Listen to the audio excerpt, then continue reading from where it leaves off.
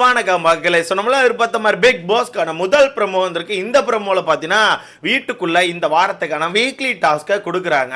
இது என்ன weekly task அப்படின்னு சொல்லிட்டு நீங்களே கண்டுபிடிச்சிருந்திருப்பீங்க. ராஜாங்கம் டாஸ்க். வீட்டுக்குள்ள 2 நாடா பிரிச்சு வச்சு ஃபன் பண்ணிட்டு இருப்பாங்க. இதுல முதல் நாள் நமக்கு ஃபன்னா தெரிஞ்சாலும் இரண்டாவது நாள் வந்து கொஞ்சம் காண்டா தான் இருக்கும். ஒண்ணுமே பண்ணாம போயிருவானோ, இல்லாட்டினா அது பண்றேன் இது பண்றேன்னு சொல்லி ஓவர் டூ பண்ணி நம்மளை போட்டு கொலையா கொண்டுருவானோ. லாஸ்ட் இயர் உங்களுக்கு ஞாபகம் இருக்கும்னு நினைக்கிறேன். லாஸ்ட் சீசன் ஞாபகம் இருக்குல்ல, ஒரு பக்கம் ஒரு முட்டா பீஸ், இன்னொரு பக்கம் ஒரு மொரட்டு பீஸையும் போட்டு நம்மளை போட்டு பாடா படிச்சுட்டாங்க. அங்கேயும் சேம் இதே மாதிரி தான். முதல் நாள் நல்லா ஃபன்னாக தான் இருந்துச்சு. ரெண்டாவது நாள் மாற்றி பொருட்கள்லாம் ஆட்டே போடுறேன்னு சொல்லிட்டு அவன் அங்கேருந்து மொத்த பொருளையுமே தூக்கிட்டு போய் ரூம்குள்ளே போட்டு அடைச்சி வச்சு ஃபன் பண்ணிட்டு இருந்தானு. அந்த மாதிரி தான் இந்த வருஷமும் போகணும்னு நினைக்கிறேன். போன வருஷமாச்சும் ஒரு பக்கம் முட்டா பீஸ், இன்னொரு பக்கம் மொரட்டு பீஸ். இந்த சீசன் எப்படி வச்சிருக்காங்க தெரியுமா? ஒரு சைடு ஜோக்கர், இன்னொரு சைடு மேக்கர்னு வச்சிருக்காங்க. ஒன்றுத்துக்குமே ஆகாது. சும்மா பெண்களை பார்த்து சிரிக்க தான் ஆகும். இன்னொன்று ஏதாவது ஒன்று பூசா பண்ணுறேன்னு சொல்லி ஆப்போசிட்ல இருக்கிறத போட்டு கிண்டல் பண்ணிட்டு இருக்கோம். மொத்தத்தில் எனக்கு தெரிஞ்சு சம்பவம் இருக்கும். இன்னைக்கு சம்பவம் இல்லாத மாதிரி உங்களுக்கு தெரிஞ்சா கூட கண்டிப்பாக சொல்கிறேன், நாளைக்கு சம்பவம் இருக்கும். அந்த வகையில் 2 ராஜாங்கமாக பிரிச்சிருக்காங்க. ஒன்று தர்பீஸ் ராஜாங்கமா, இன்னொன்று நம்ம கானா வினோத்துக்கான ராஜாங்கம். ஓகேவா? 2 ராஜாங்கமாக பிரிச்சிருக்காங்க. இதில் நம்ம கானா வினோத் அவர்களுக்கான ராஜாங்கமில் யாரெல்லாம் இருக்கான்னு பார்த்தீங்கன்னா, விக்ரம் அவர்கள், கெமி, அமித் அவர்கள், காமு மாமா, பிரஜன், திவ்யா, ரம்யா, இவங்க எல்லாமே ஆக்சுவலாக நம்ம கானா வினோத் அவர்களுக்கான ராஜ்யத்துக்கு கீழே வராங்க. அடுத்து நம்ம தர்பீஸோட சாம்ராஜ்யத்தில் யாரெல்லாம் இருக்கான்னு பார்த்தீங்கன்னா, எஃப்ஜே, சபரி, அடுத்த பேர் என்ன, கனி அவர்கள், சுபிக்ஷா, பாரு, வியானா, அரோரா, இவங்க எல்லாம் வந்து ஆக்சுவலாக தர்பீஸ்க்கான ஒரு சாம்ராஜ்யத்தில் இருக்காங்க. இதில் நம்ம வியானாவும் அரோராவும் வந்து தர்பீஸோட சைட் சிக் மாதிரி சைடில் உட்கார வச்சிருப்பாங்க. அப்படியே பார்த்துட்டே இருப்பார். இவருக்கு சும்மாவே இதான் வேலை, இந்த வீட்டுக்குள்ள சும்மாவே இதான் பண்ணுவார். அப்போ இப்போ சொல்லவா வேணும்னு சொல்லுங்க. அப்படியே உட்காந்து கண்கள் ஈரண்டால்னு பார்த்துட்டே இருப்பார். எனக்கு தெரிஞ்சு இன்னைக்கு ஒரு மாதிரி போனால் நாளைக்கு பஞ்சாயத்துகள் வரும். சரி, ஓகே, என்னென்ன மாதிரி பஞ்சாயத்துகள் வரும், என்னென்ன விஷயங்களை லாஸ்ட் இயரில் பண்ணியிருந்தாங்க எல்லாமே மொத்தமாக பார்த்துடலாமா? ஸோ வீடியோக்குள்ள போகிறதுக்கு முன்னாடி மறக்காம இந்த வீடியோ லைக் பண்ணிட்டு சேனலை சப்ஸ்கிரைப் பண்ணி எனக்கு கொஞ்சம் உதவியாக இருக்கும். மறக்காம லைக்கை போட்டுக்கோங்க. நீங்கள் போடுற ஒவ்வொரு லைக் வந்து நம்ம வீடியோவை ஒரு 10 பேர் சஜஸ்ட் பண்ணோம். ஸோ முடிஞ்ச அளவுக்கு லைக்கை போட்டு சேனலை சப்ஸ்கிரைப் பண்ணிக்கோங்க. சரி, ஓகே. இந்த 2 ராஜாங்கமே பிரிச்சு விட்டாங்க. இன்னைக்கு அது ஃபன்னாக தான் போகும். நான் கேள்விப்பட்ட வரதுக்கு இன்னைக்கு வந்து ஃபுல்லாகவே ஃபன் தான் போல. ஏன்னா நீங்களே பார்த்துருப்பீங்க அந்த ப்ரோமோவில் கூட விக்கல் வந்து கானா அவர்களுக்கான சாம்ராஜ்யத்துலேருந்து நேராக போயிட்டு தண்ணி பழத்தை ஒரு மாதிரி கிச்சிக்கா முட்டி அங்கேருந்து பொருள்லாம் ஆட்டை போட்டு வராப்புல. இதுதான் அந்த பொருள் ஆட்டை போடுற விஷயம் தான் பெரிய பிரச்சனையாக மாறும். ஏன்னா லாஸ்ட் இயர் என்ன பண்ணிட்டாங்கன்னா, இவங்க வந்து அந்த ரதத்தை தரமாட்டேனாங்க. ரதம் மீன்ஸ் ரதம் இல்லை, ரதமா அது எப்படி சொல்லலாம், தேர்னு சொல்லாமா, அவங்கள வச்சு தூக்கிட்டு வருவாங்கல்ல, ராஜாவெல்லாம் வெளியே இருந்து தூக்கிட்டு வரணும். ஓகேவா? அதுக்கு ஒரே ஒரு தேர் தான் கொடுத்துருப்பாங்க. லாஸ்ட் இயர் நீங்க கவனிச்சிருப்பீங்க, ஒரே ஒரு தேர் தான் கொடுத்துருப்பாங்க. யார் ஃபர்ஸ்ட் அந்த தேரை போய் தூக்குறாங்களோ அவங்க ராஜா உள்ள தூக்கிட்டு போகலாம். அந்த இயர்ல ஃபர்ஸ்ட் சண்டே இப்படி தான் ஆரம்பிச்சிச்சு. அந்த தேரை வந்து ஃபர்ஸ்ட் ராணுவுக்கு தூக்கிட்டு போயிட்டாங்க. ராணுவுக்கு தூக்கிட்டு போயிட்டு உள்ள வச்சுக்கிட்டாங்க. அப்போ நம்ம சாச்சமா தேவி டோயை தூக்கி வெளியே நிப்பாட்டி வச்சுட்டாங்க. சாச்சமா தேவி டோயை வந்து நான் வரமாட்டேன், நான் ரதம் வந்தால் தான் வருவேன்னு சொல்லிட்டு வெளியே நின்றுட்டு இருந்தாங்க. அப்புறம் ரதமே இல்லாமல் சாச்சமா தேவியை எல்லாரும் சேர்ந்து பிடிச்சி அவங்க தோல்ல வச்சு தூக்கிட்டு வந்தாங்க. ஸோ அந்த மாதிரி தான் ஃபர்ஸ்ட் வந்து சண்டை வெடிக்க ஆரம்பிக்கும். சேம் அதே மாதிரி தான் இங்கேயும் இருக்கும். நீங்களே பார்த்துருப்பீங்க, வெளியே இருந்தால் தூக்கிட்டு வராங்க, கானா வினோத்தையும் தூக்கிட்டு தான் வராங்க, தண்ணி பழத்தையும் தூக்கிட்டு தான் வராங்க.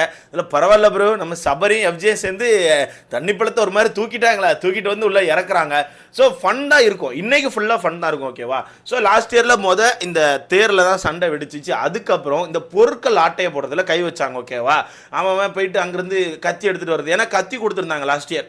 கத்தியை வந்து ரொம்ப பாதுகாப்பாக வச்சுக்கணும்னு சொல்லிட்டு 2 ராஜ்யம் சைட்லையுமே கத்தி கொடுத்துருந்தாங்க. அந்த கத்தியை தூக்கிட்டாங்கன்னா அந்த ராஜாவுக்கு பவர் இல்லாத மாதிரி ஆயிரும்னு சொல்லிட்டு வச்சுருந்தாங்க. அதில் நம்ம சாச்சம்மா தேவி டோய்க்கான கத்தியெல்லாம் பிடிட்டு போயிட்டாங்க. ஓகேவா? தூக்கிட்டு போயிட்டாங்க. கத்தியை தூக்கணுன்னா இவங்க என்ன பண்ண ஆரம்பிச்சிட்டாங்கன்னா, நாங்கள் பொருட்களை தூக்குவோம்னு சொல்லிட்டு அங்கேருந்து சேரை தூக்குனாங்க. அப்புறம் நீங்கள் சேரை தூக்குறீங்களா, நாங்கள் வந்து எல்லாத்தையும் தூக்குறோம் பாருன்னு சொல்லிட்டு இங்கே வந்து மொத்த செட்டையுமே தூக்கிட்டு போனாங்க. இந்த மாதிரி ஒரு கத்தி பிரச்சனையில் மொத்த செட்டையுமே காலி பண்ணிக்கிட்டாங்க லாஸ்ட் இயர். ஓகேவா? மாற்றி எல்லாத்தையும் தூக்கிட்டாங்க. மேபி அந்த மாதிரி எதாவது அந்த வாட்டி வச்சுருப்பாங்க. எனக்கு தெரிஞ்சு இந்த வாட்டி கிரீடமாக இருக்கும்னு நினைக்கிறேன். ஏன்னா லாஸ்ட் இயர் பெருசாக கிரீடெல்லாம் இப்படி பண்ணி கொடுக்கல. ஓகேவா? லாஸ்ட் இயர் கிரீடெல்லாம் பெருசாக பண்ண மாதிரி தெரில. பட் இந்த வாட்டி கிரீடத்தை பெருசாக பண்ணியிருக்காங்கன்னா 2 சைடுமே ராஜா வச்சிருக்காங்களே. ஸோ எனக்கு தெரிஞ்சு போன வருஷம் கத்தி, இந்த வருஷம் கிரீடன்னு சொல்லி வச்சிருப்பான்னு நினைக்கிறேன். கிரீடத்தை ஆட்டை போடுறது தான் டாஸ்காக இருக்கும். பட் எனக்கு தெரிஞ்சு இன்னைக்கு போயிடும் ப்ரோ. இன்னைக்கு ஏன்னா ஃபன்னாக தான் இருக்குன்னு சொல்கிறாங்க. இன்னைக்கு ஃபன்னாக போயிடும். நாளைக்கு கண்டிப்பாக மாற்றி அடிச்சுக்கிறாங்க பேரில் ஏதாவது ஒன்று பண்ணுவாங்க. முக்கியமாக இது ஜோக்கர், அது மேக்கரில் ஜோக்கர் சும்மா தான் உட்காந்துருக்கோம். ஜோக்கர் ஒன்றுத்துக்கு ஆகாது. அது சும்மா உட்காந்து ஓ அப்படின்னு கத்திட்டு இருக்கோம். ஓகேவா? ஆனால் மேக்கர் கண்டிப்பாக பிளானை போடுவாங்க. மேக்கர் சும்மாவே பாட்டு எழுதி ஏதாவது கலாய்ச்சிட்டு இருப்பாரு. அந்த வகையில் இந்த ப்ரொமோல கூட கவனிச்சிருப்பீங்க, ஏதோ ஒரு தர்பீசி அப்படின்ற மாதிரி ஏதோ பாட்டெல்லாம் பாடிட்டு இருக்காரு. அந்த வகையில் கண்டிப்பாக மேக்கர் வந்து ஒரு பிளானை போட்டு, எப்போ இந்த வியானா சும்மா இருக்க சொல்லுங்கப்பா, காலங்காலத்தில் இந்த கேமரா முன்னாடி ஒரு மாதிரி பண்ணிட்டு போகிறாங்க காய்ஸ், நம்ம மேக்கர் வந்து ஏதாவது பாட்டை கிட்ட போட்டு ஒரு மாதிரி நம்ம தர்பீஸை கிறுக்காக்குவாங்க கண்டிப்பாக. ஸோ அந்த சம்பவம் கண்டிப்பாக இருக்கும். ஸோ வெயிட் பண்ணி பார்க்கலாம். நாளைக்கு தான் சம்பவம் வெடிக்க போகிறோம். ஏன்னா நான் லாஸ்ட் இயரில் ஒரு டாஸ்க்கு கூட வச்சுருந்தாங்க கண்டிப்பாக. நான் இப்போ உங்களுக்கு ஞாபகம் இருக்குன்னு நினைக்கிறேன், ஒரு டாஸ்க் மாதிரி கூட வச்சுருந்தாங்க. வெளியே இந்த களிமண் வச்சு பொருட்கள் செய்கிறது, அந்த பொருட்களை வந்து கடைசியில் சேல் பண்ணுறது, இந்த மாதிரி விஷயங்கள்லாம் பண்ணியிருந்தாங்க. அதுவுமே கொஞ்சம் நல்லா தான் இருந்துச்சு. நிறைய பேர் அவங்களுக்கான திறமைகளை காமிச்சாங்க.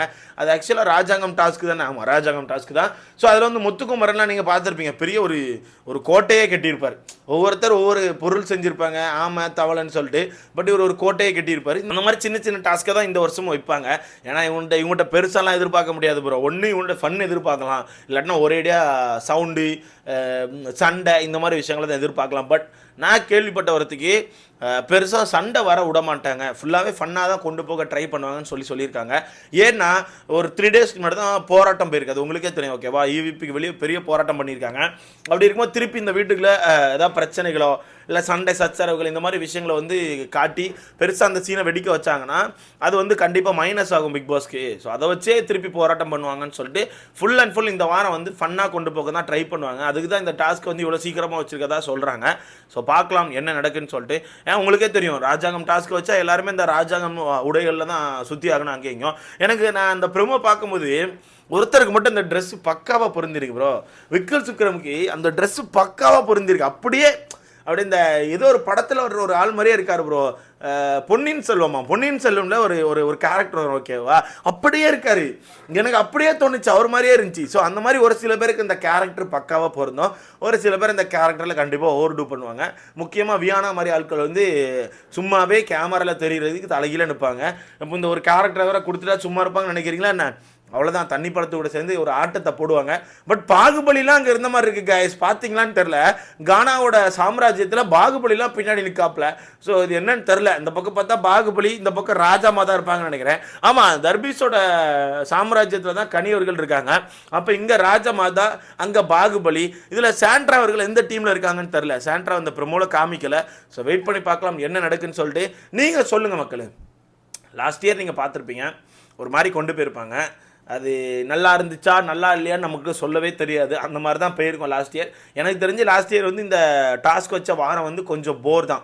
முக்கியமாக அந்த பொருட்கள்லாம் தூக்கிட்டு போய் அங்கேயுமா தூக்கி வச்சாங்கல்ல, அந்த ஒரு சீன் மட்டும் தான் கொஞ்சம் ஒரு மாதிரி இருந்துச்சு. அப்புறம் இந்த கத்தி ஆட்டையை போட்டு நைட்டு ராணா உள்ளே வச்சுக்கிட்டாரு. அப்புறம் பவித்ரா போயிட்டு எனக்கு கொடுங்க கத்தின்னு சொல்லிட்டு ஒரு மாதிரி கேட்டு ட்ரேடிங் பண்ணி இருந்திருப்பாங்க. ஸோ அந்த மாதிரி விஷயங்கள் மட்டும்தான் கொஞ்சம் நல்லா இருந்துச்சு தவிர மற்றபடி பெருசாலாம் இல்லை. அந்த ராஜ்யம் டாஸ்க்கு சிரிச்சு வந்தா சாச்சமா தேவி டோ இந்த மாதிரி தான் பண்ணிட்டு இருந்தாங்க. ஸோ நீங்கள் சொல்லுங்கள் இந்த வாரம் எப்படி இருக்கும். அதுவும் ரெண்டு பீஸ் எப்படி வரை கழட்டி போட்டிருக்கு, ஒரு ஜோக்கர் ஒரு மேக்கர்னு. ஸோ எப்படி வரப்போன்னு தரல. ஸோ உங்களுக்கான கருத்துன்னு சொல்லிட்டு மறக்காம கமெண்ட்டில் போடுங்க. நல்லா போனால் ஓகே, இல்லை இந்த வாரம் ஃபன்னாக கொண்டு போனால் ஓகேப்பா எங்களுக்கு. ஏன்னா ஒரு மாதிரி கிறுக்காய் பார்த்துட்ருக்கோம்.